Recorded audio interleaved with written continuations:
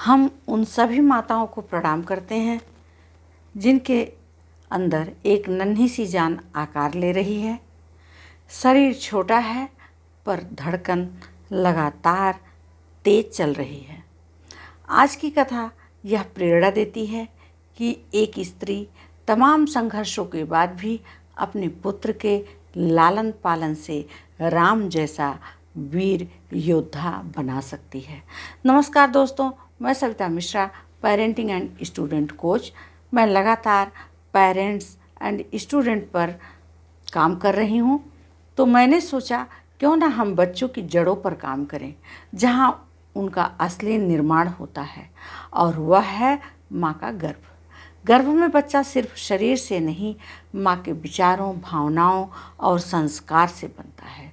इसलिए आइए हम शुरू करते हैं, क्योंकि माँ ही बच्चों की पहली गुरु होती है और वही पहली पाठशाला होती है।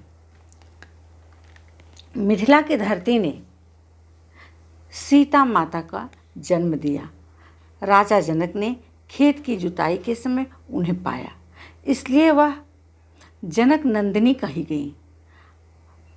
प्राचीन समय से ही उनके शील और करुणा की कथाएं समाज में प्रचलित हैं, और धनुष तोड़ने की घटना ने उन्हें भगवान राम की अर्धांगिनी बना दिया।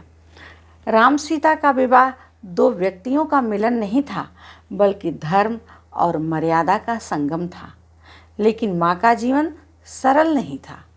शादी के बाद ही 14 वर्ष का वनवास, जंगल में कठिनाइयों में रहना पड़ा, फिर लंका के राजा रावण की कैद, छल और दुष्टता, उसके बाद एक बहुत बड़ी परीक्षा जिसको कि अग्नि परीक्षा कही गई।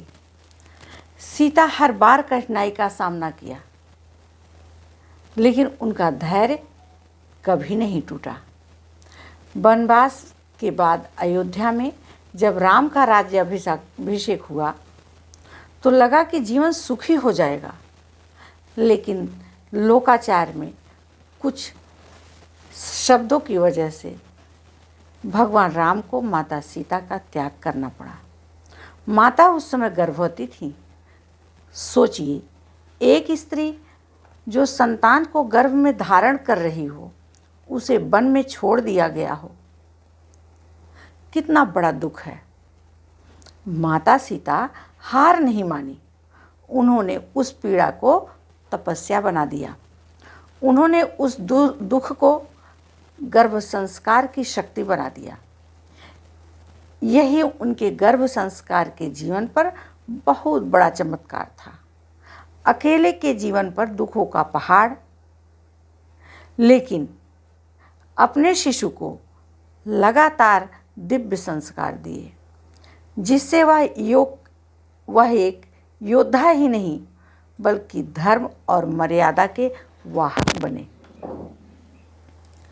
माता सीता अयोध्या से जब पुनः वन में गईं, तो जंगली पशुओं के बीच उनका एक ही ध्येय था, अपने बच्चों की सुरक्षा।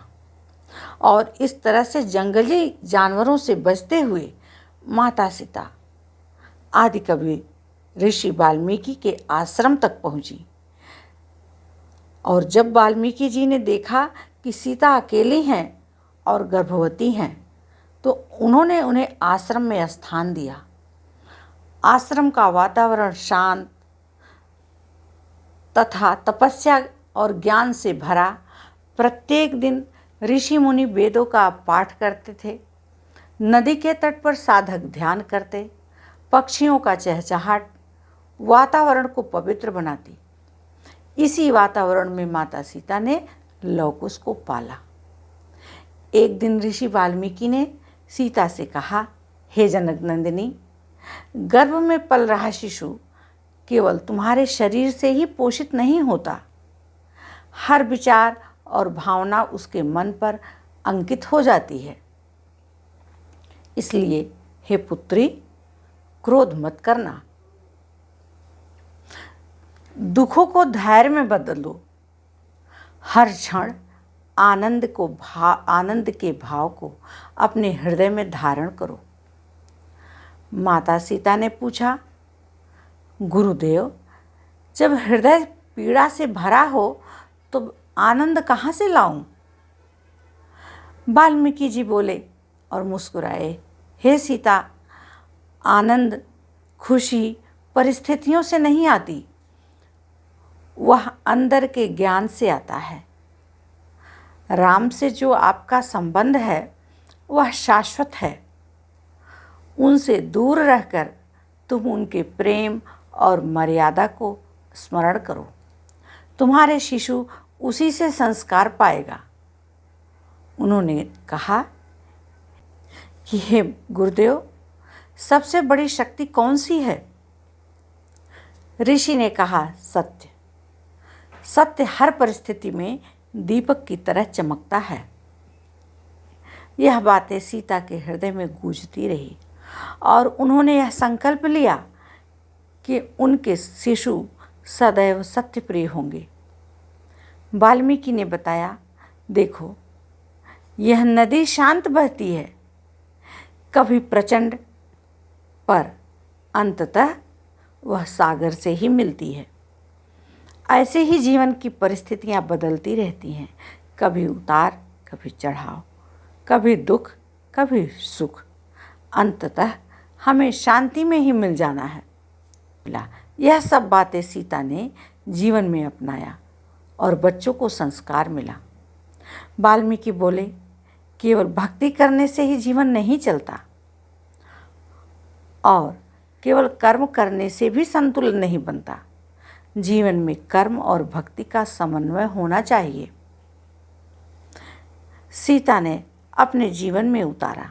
वह आश्रम में श्रम करती और प्रार्थना भी करती।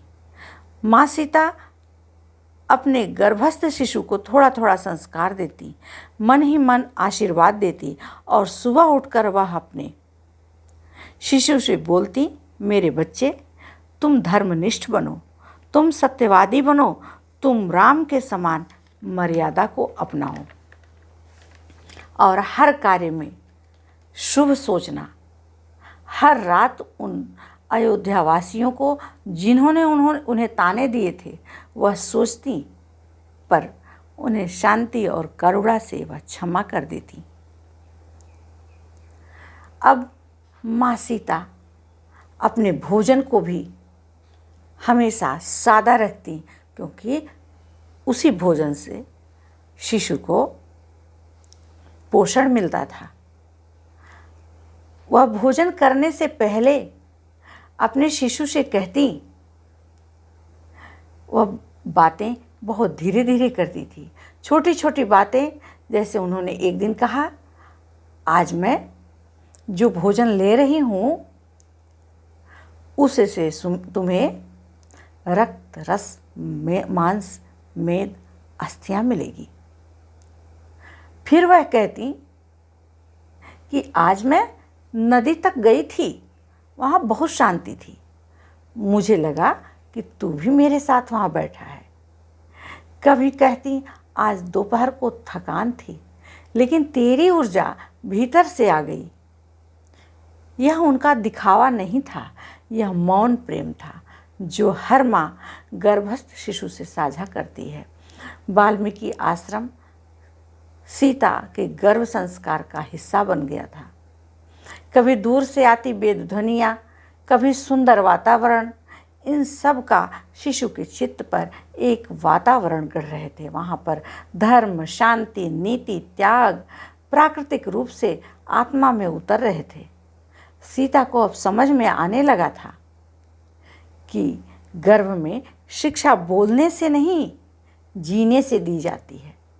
जो वह खा रही हैं, जो वह बोल रही हैं, जो वह सोच रही हैं, जैसे चल रही हैं, जैसे देख रही हैं, उनके भीतर पल रही आत्मा में गूंज रहा है। इसी के साथ साथ उनका समय बीतता जाता और वह बालक सब कुछ शांत होकर सुन रहे थे। एक जिज्ञासु बनकर हर एक परिस्थिति को जानना चाहता था, तो एक जो है सारी छवि को अपने अंदर अंकित कर रहा था।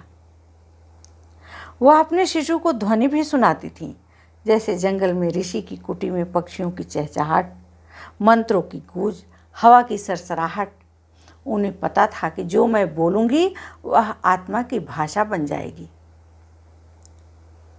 सभी दोपहर में विश्राम करते, तब वह पेड़ों की छांव में बैठ जाती।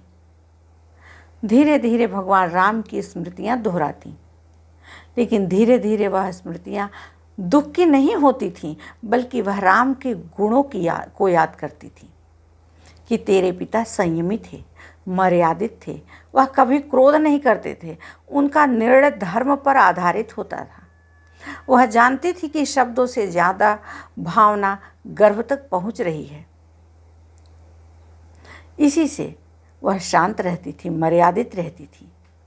जब भी वह कुछ कहती तो यह बोलती, तुम भी अपने पिता जैसा बनना, सच्चे बनना, मैं तुम्हें बड़ा बनाना चाहती हूँ, और कभी भी झूठी बातों का स्वीकार मत करना।